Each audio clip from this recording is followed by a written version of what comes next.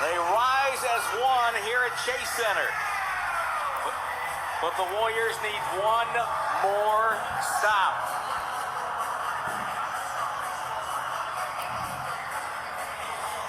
Well, I'll tell you what, it was Steph hitting that shot, but give Looney the credit for getting the offensive rebound. Absolutely. Because if he didn't hustle and track down that offensive rebound, they would have been down two and had to foul, and then it would have been dire. So you know that Clarkson's got to be involved. You have to stay at home on Bogdanovich and really Ingles. Yep. Those are really the three that you want to pay attention to. And they've done a really good job on the Rudy Gobert rolls. He hasn't gotten much out of him except for right out of the gate in the third quarter. But you always got to be prepared for that, where they're going to try to come up, set a pick. Clarkson will roll to the hoop or dribble drive to the hoop, and then you roll Gobert. If that happens, if Gobert gets it, just hack him. Just hack it, send him to the free throw line. The Warriors have 2 timeouts. So if the Jazz score with time up on the clock, they'll call a timeout because Curry's not on the floor here. For defense, Bazemore, Toscano Anderson, Draymond, Looney, and Wiggins. Ingles to throw it in. Clarkson is set up in the foul line. Gobert, top of the key. He's going to get a screen set somewhere. Bogdanovich flares out. Ball thrown in the backcourt to Clarkson. Here we go. 12 seconds. Clarkson crossover dribble down the lane to the rim. Throws it up. No good. Rebound. Draymond. They call a timeout with 7 seconds to go. The Warriors get the stop. Now they got to get the ball in bounds and hopefully get it to number 30. Well, the Jazz were just trying to go as quick as possible, just in case they didn't make it. You get a chance to foul and get up a three-point shot. But with 7 seconds left, I'm not even sure if they'll be able to get up a three-point shot, depending on how Steve plays it, if they make both free throws. But, I mean, look, Clarkson is the guy that brought him back.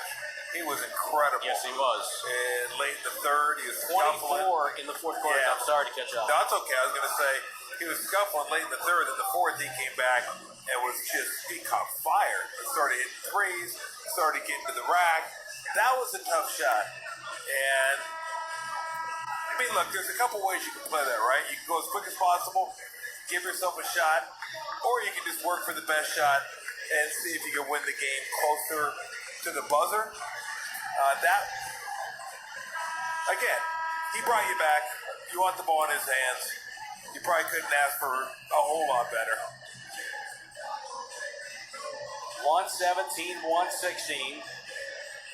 Draymond to throw it in to near hash mark. Curry in front of him. Poole on the far side. Wiggins and Bazemore spread out the floor in the backcourt. Gobert is in front of Draymond. He'll do the windmill effect. Bounce pass to Curry. Curry fouled by O'Neal with 5.4 to go on the clock. I mean, teams do understand who they're trying to get the ball to, right?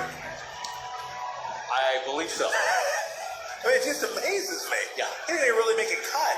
It's like one little move, go to the right, got the ball. Now remember, the Jazz are no strangers to shooting quick threes. No, they're not.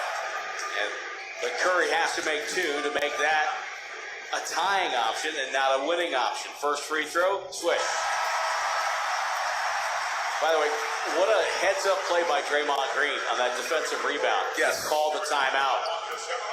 Well, I make guarantee sure they can get the ball to I'm Curry. sorry, Tim. Sorry. I was going to say, I guarantee you Draymond thought about that before it ever happened. Oh, absolutely. Like, he was calling that timeout before he came down and touched the ground. He knew exactly what he wanted to have happen. Curry lines up. Crowd gets quiet. Free throw's good. Warriors lead 119 to 160. Jazz will call their final timeout. And then assume they would advance the ball. And 5.4, as we know, in the association, moves about as slow as an hour sometimes. So let's talk about the strategy of fouling or not fouling. Okay? To me, it's an auto foul because I have Steph Curry Right. shooting free throws at the other end. But you gotta It's got to be know quick. how to foul. Yeah. You can't foul them going toward the bucket. You can't foul them with a live ball. Yep. You got to foul them as they're coming away, or if they catch a screen, like a screen roll, quick screen roll, which they probably won't have time for. And as soon as they put the ball on the ground, then you dive in. You cut across their body, grab their arm, knock the ball away, make sure they get the foul, but don't let them get up and do a shot. But it's not as simple as just going out and grabbing somebody. You got to make sure you do it. You got to have proper technique in doing it.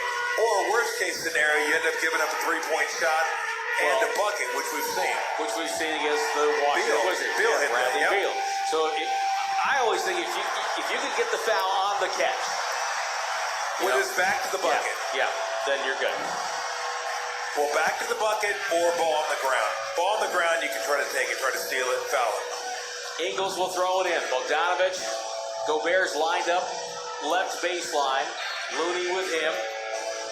Niang cuts to the far corner. Ingles to throw it in. Ball to Clarkson, goes to the corner, takes the three. It's top of the backboard. No good. Tip, out of bounds. It's out of bounds off of the Jazz. Warriors have it with .1. This game is over. Curry sort of aimlessly wandered onto the floor, checking in. And then comes back to the bench. Ball thrown in. Toscano Anderson grabs it. This one's over.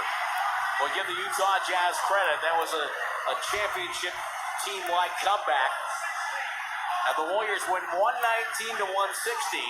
They stay in the 8th position for another night.